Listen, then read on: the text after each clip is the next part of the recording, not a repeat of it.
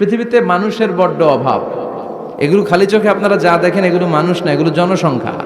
মানুষের মতো মানুষ হওয়া খুব দরকার। কোরআন এসেছে আমাদেরকে মানুষের মতো মানুষ বানাতে। ونتوكل عليه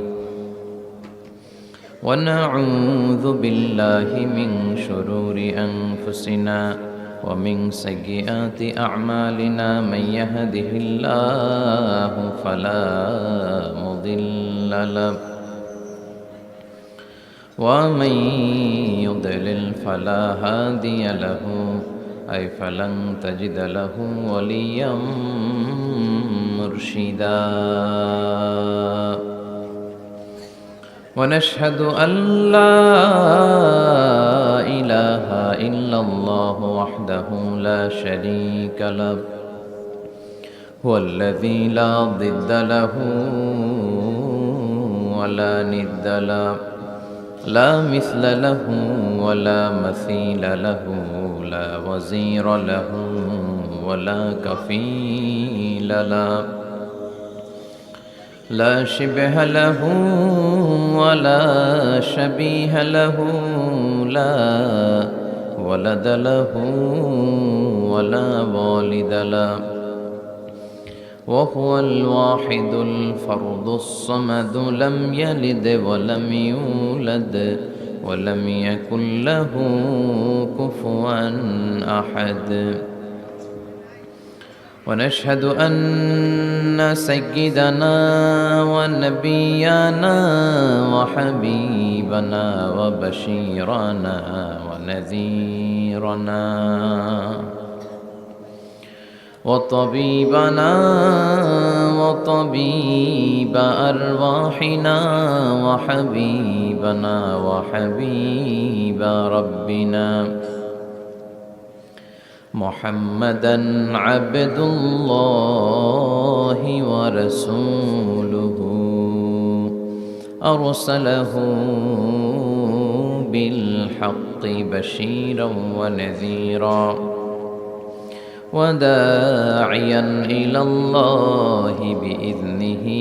وسراجا منيرا أما بعد فقد قال الله تعالى في كلامه المجيد وفي فرقانه الحميد أعوذ بالله من الشيطان الرجيم بسم الله الرحمن الرحيم لا يستوي أصحاب النار وأصحاب الجنة أصحاب الجنة هم الفائزون إن الله وملائكته يصلون على النبي يا أيها الذين آمنوا صلوا عليه وسلموا تسليما اللهم صل على محمد وعلى آل محمد كما صليت على إبراهيم وعلى آل إبراهيم إنك حميد مجيد اللهم بارك على محمد وعلى آل محمد كما باركت على إبراهيم وعلى آل إبراهيم إنك حميد مجيد